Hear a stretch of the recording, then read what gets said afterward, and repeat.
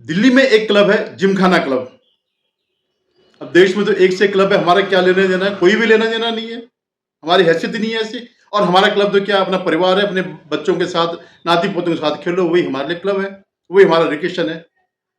तो कोई हम कभी मैंने ध्यान नहीं दिया कि जिमखाना क्लब और 2-3 क्लब और भी हैं। लेकिन अचानक ये बड़ी चर्चा में आ गया, तो थोड़ा हमें भी लग गया यार क्या बात है इसमें, थोड़ा इसकी हमने जांच पड़ताल करी, तो पता चला ये जो है इस क्लब को सरकार लेना, अधिग्रहण करना चाहती है। अधिग्रहण माने उस जमीन को लेना चाह रही। सरकार ने कहा कि हमें डिफेंस पर्पज के लिए ये चाहिए। जो भी उनका उद्देश्य रहा, डिफेंस का क्या उद्देश्य है, तो उन्होंने कहा ये जो है खाली कर लो, क्योंकि ये सरकारी जमीन पर बना हुआ है, इनका कुछ भी नहीं है। बनाया तो अंग्रेजों ने बनाया होगा और सरकारी जमीन बना हुआ है। और जो इसका मेंटेनेंस इनको साल भर में 1,000 रुपए सालाना हुआ है इसकी वो मेंटेनेंस जैसे कहते हैं। मेंबरशिप तो इसकी मेंबरशिप जो है लाखों में है, 30-40 लाख। और उस पर भी वेटिंग लिस्ट है, 30-35 साल तक की वेटिंग लिस्ट। कोई आम आदमी सोच भी नहीं सकता और सोचेगा भी नहीं।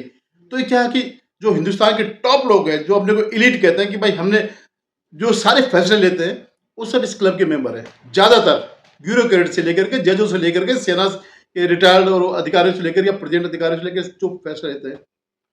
इस क्लब में कुछ ऐसा घट रहा था, क्योंकि ये प्रधानमंत्री आवास के नजदीक है और हमारे मंत्रालय जितने भी है उसके नजदीक है। खैर अभी तो और भी खबर आई कि किसी ने यहाँ से सिक्योरिटी भी वो कर दी, लीक कर दी।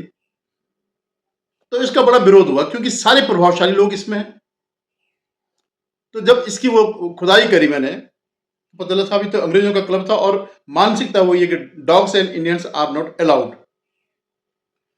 तो ये सब चले गए कोर्ट में, क्योंकि सबके लिए है कोर्ट चले जाओ, सारे के सारे हाई कोर्ट में चले गए।